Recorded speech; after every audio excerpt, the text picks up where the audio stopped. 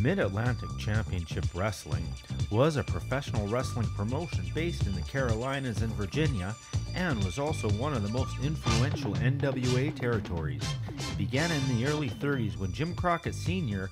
started promoting shows as Eastern States Championship Wrestling until 1973 when his son Jim Crockett Jr. took over and renamed it Mid-Atlantic Championship Wrestling. During the 1980s, Mid-Atlantic merged with many other promotions such as Georgia Championship Wrestling, NWA St. Louis, Championship Wrestling from Florida, and the Universal Wrestling Federation, until Mid-Atlantic Championship Wrestling met a similar fate in 1988 when it became known as World Championship Wrestling, which eventually was bought out by World Wrestling Entertainment in 2001.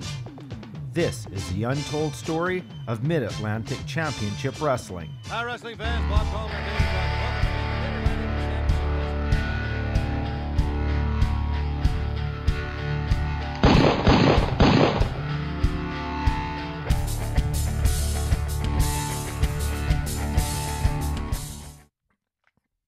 It was 1931.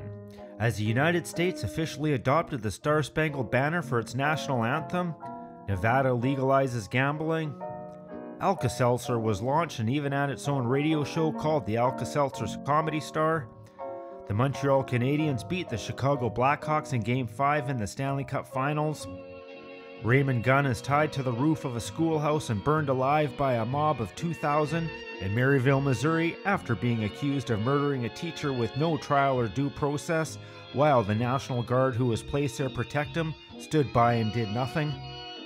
And Jim Crockett of Charlotte, North Carolina borrowed $50, rented a hall and promoted a match in Bristol, Tennessee, and by 1935 was running 20 cities and even hired 3 publicity men at $100 per week, along with his partner Pete Moore.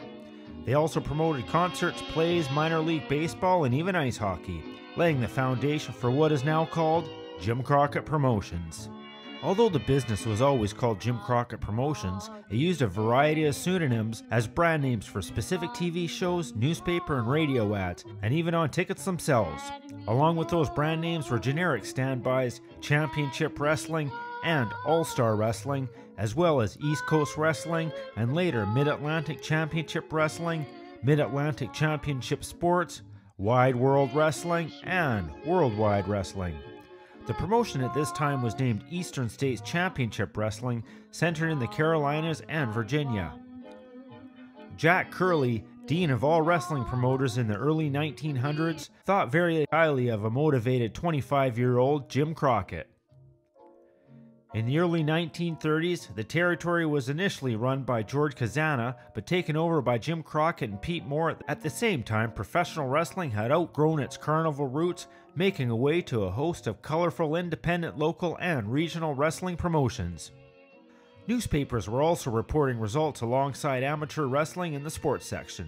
By 1939, Crockett had bought out Pete Moore for $8,000 and became partners with promoter Bill Lewis, who also wrestled as Bluebeard, and was known to send postcards out to regular fans reminding them of the upcoming shows. A dispute arose over the bookings of new wrestling sensation Jim Londos, so New York City promoter Jack Curley negotiated an alliance between various regional managers that enabled Londos to travel the country as champion while allowing the promoters to share profits evenly across the regions. As a result of this arrangement, new wrestling territories emerged all across the U.S. The name of this new conglomerate was called the National Wrestling Alliance. The NWA upheld the unspoken pact among regional promoters that each would respect territorial boundaries and limit their promotional efforts accordingly. When, on occasion, one federation would challenge another in its own territory, other NWA affiliates would send in top wrestlers to shore up the besieged promoter's card.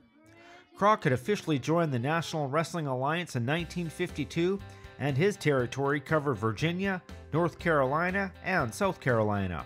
The name Mid-Atlantic Championship Wrestling became Jim Crockett Promotions' primary brand name in print, radio, and other advertising. The name was also used for its main television programs. The 1950s was a hotbed for tag teams, as the promotion featured mostly all tag team matches, with several brother tag teams such as George and Bobby Becker, Emil and Ernie Dusek, John and Al Smith, Jack and George Curtis, Jack and Jerry Briscoe, and Sandy and George Scott. Other big names during this era included Rip Hawk, Lord Littlebrook, Bob Orton, Amazing Zuma, Johnny Weaver, Ray Stevens, Pat O'Connor, and Bearcat Wright.